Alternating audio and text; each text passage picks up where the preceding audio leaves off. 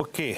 इस बीच हमारे साथ आज बिग मार्केट वॉइस की कड़ी में वैभव सांघवी जुड़ चुके हैं इस वक्त। वैभव जी नमस्कार, कार्यक्रम में स्वागत है आपका। और एक स्ट्रॉन्ग मूव इंडस्ट्रीज में, Nifty bank all time high trajectory में। अभी तक सिर्फ इस अर्निंग सीजन के स्टार्ट होने से पहले एक गुंजाइश थोड़ी सी रह गई है, और वो है कि निफ्टी आईटी नहीं चल रहा है। आईटी स्टॉक्स में काफ़ी हैमरिंग हो रही है। आपका आईटी पे सेंस, अर्निंग स्टार्ट होने से, सेशन शुरू होने से पहले आपका आईटी पे व्यू इस वक्त? क्यों वीरेंद्र, आई थिंक मार्केट में जैसे आपने कहा अच्छा मोमेंटम दिख रहा है on an overall basis.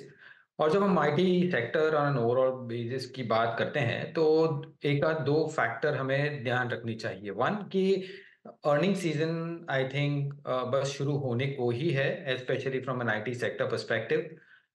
And दूसरा कि till now general commentary on the business काफी वीक रही है। ये एक्सपेक्टेशन है कि नंबर्स वीकिश आएंगे या गाइडेंस वीक रहेगी फॉर द नेक्स्ट ईयर।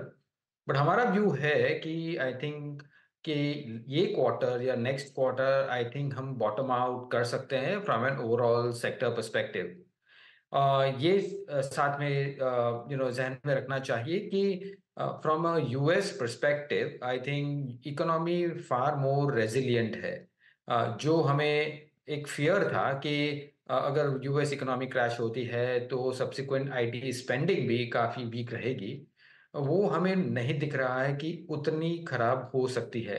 और इसी के कारण हमें लगता है कि as against the expectations possibility है कि नंबर्स थोड़े बेहतर हो सकते हैं। ये क्वार्टर्स के नंबर आने चाहिए और वहां से स्टेबलाइजेशन होने के बाद हम रिकवरी देख सकते हैं ये पूरे सेक्टर में।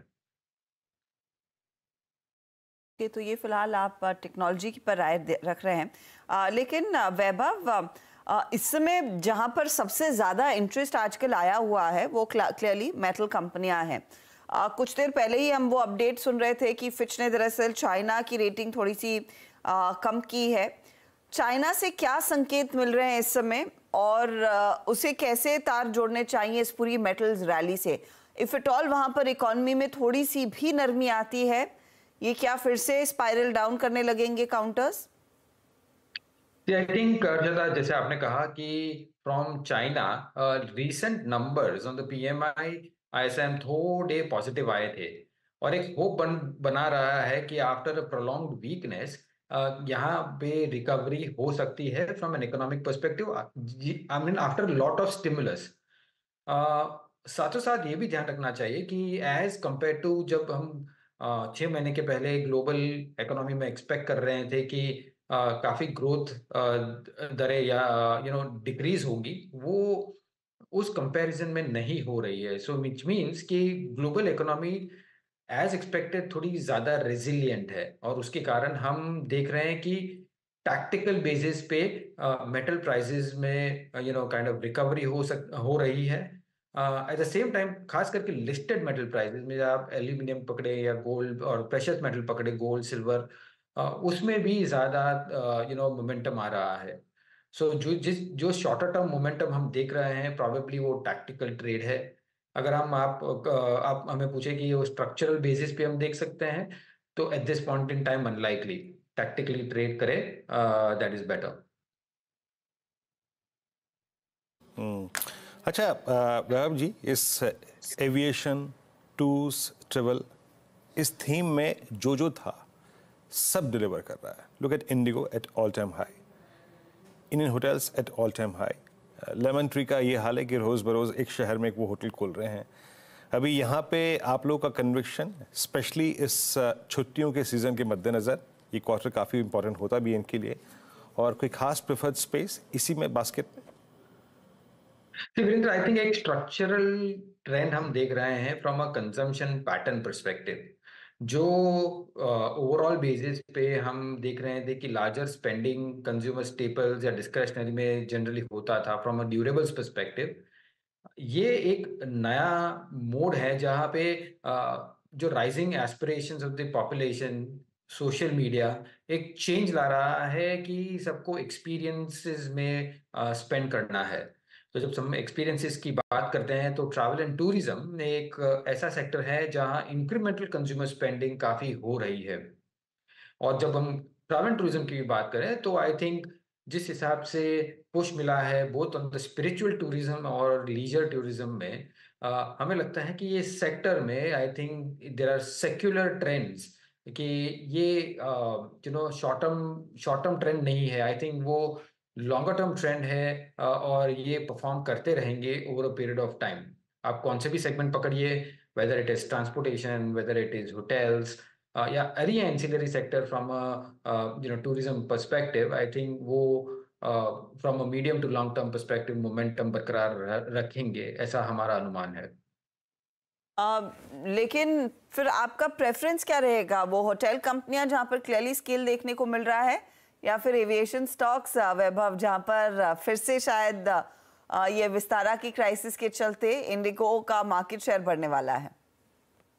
See, if you ask me कि होटल्स और एयरलाइंस में प्रेफरेंसेस, तो मेरा प्रेफरेंस होटल्स में रहेगा, क्योंकि वन के यस दोनों बिजनेस मॉडल्स ऐसे हैं कि जहां ऑपरेटिंग लेवरेज का इफेक्ट काफी अच्छा आ सकता है if the capacity utilisation starts improving.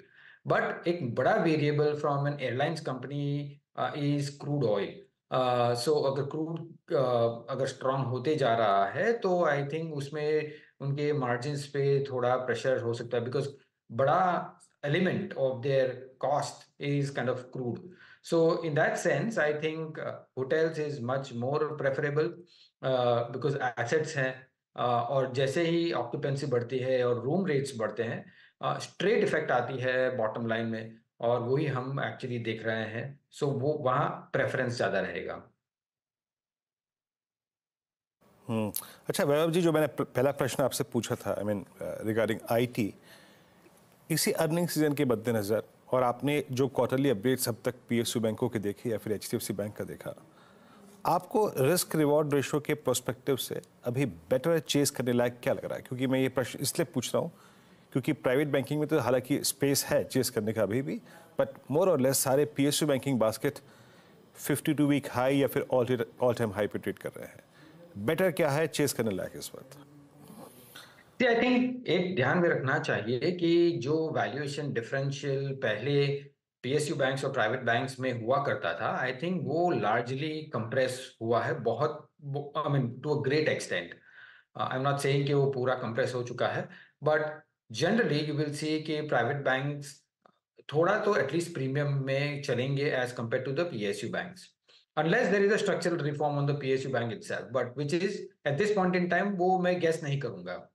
So private banks में डेफिनेटली थोड़ा प्रेफरेंस रहेगा, but from an overall banking space हमारा व्यू ये है कि हम ऐसे वक्त ऐसे पॉइंट पे खड़े हुए हैं वहाँ जो मैक्सिमम इंटरेस्ट रेट मार्जिन हम देखेंगे, नेट इंटरेस्ट मार्जिन हम देखते हैं कि वो पीक पे चल रहे हैं, क्रेडिट ग्रोथ पीक पे चल रहा है, और asset quality one of the best asset qualities already आ चुकी है फ्रॉम अ सेक्टर पर्सपेक्टिव। अगर यहाँ से कोई भी एक सेगमेंट वीक होता है तो हमें लगता है कि उसका impact in terms of the earning estimate probably आ सकते हैं on the negative side. So while within the sector हम प्राइवेट बैंक्स प्रोबेबली देखेंगे as compare to PSU bank, but from an overall banking perspective हम quite neutralish है at this point in time. ये new economy कंपनियों पर आपकी क्या राय बन रही है इस समय? आज हम देख रहे हैं, इनफैक्ट आज ही नहीं पिछले कुछ ट्रेडिंग सेशन से जोमेटो बहुत तगड़ा मूव दिखा रहा है, और जहां पर इनके फूड डिलीवरी ऑपरेशंस में ग्रोथ और प्रॉफिटेबिलिटी देखने को मिली थी। एवरीवन इज बैंकिंग कि इनकी ब्लिंकिट के ऑपरेशंस भी उसी तरह का मुनाफा जल्द कमाते हुए दिखाई देंगे, और यहाँ पर जेप्टो के वैल्यूएशंस भी लगातार इनका जो कॉम्पिटिटर है बढ़ रहे हैं, तो वहां पर भी एक वैल्यूएशन कैचअप होने के आसार हैं। दूसरी तरफ पीबी फिनटेक, जहां पर ऑफ कोर्स आईसीआईसीआई लोम्बार्ड जैसा बड़ा प्लेयर जो इतने सालों तक दूर था इस प्लेटफॉर्म से, उनके साथ करार कर लिया है। इनमें कुछ अपॉर्चुनिटी ढूंढी है क्या आपने लेटली? नहीं, ऑफ कोर्स आई थिंक ये स्पेस पूरे टेक स्पेस अगर हम कहते हैं consumer tech in that sense, directly indirectly कैसे भी करके, हमें लगता है कि ये स्पेस में from a longer term perspective काफी एक्साइटमेंट हो सकती है।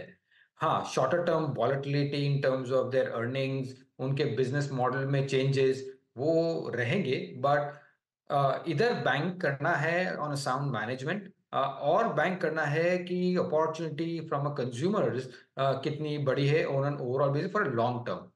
Business models will evolve, but अगर हम ये दो चीज पकड़ के लॉन्ग टर्म बेट ढूंढ के निकालते हैं तो प्रॉबेबली यहाँ स्मॉलर एलोकेशन बनता है from a longer term perspective. Of course, I'm not naming individual stocks, but from an overall basket, I think attractiveness, रहेगी from a portfolio perspective. Okay Vaibhav ji, बहुत बहुत शुक्रिया आप इस कार्यक्रम में शामिल हुए और सभी पहलुओं पे, सभी सेक्टर्स पे अपने मत रखा इस अर्निंग सीजन के किक स्टार्ट होने से पहले। बहुत बहुत शुक्रिया सर। और बता दें कि मनी कंट्रोल पर दिए गए विचार एक्सपर्ट्स के अपने निजी विचार होते हैं। वेबसाइट या मैनेजमेंट इसके लिए उत्तरदायी नहीं है। यूजर्स को मनी कंट्रोल की सलाह है कि कोई भी निवेश निर्णय लेने से पहले सर्टिफाइड एक्सपर्ट की सलाह लें।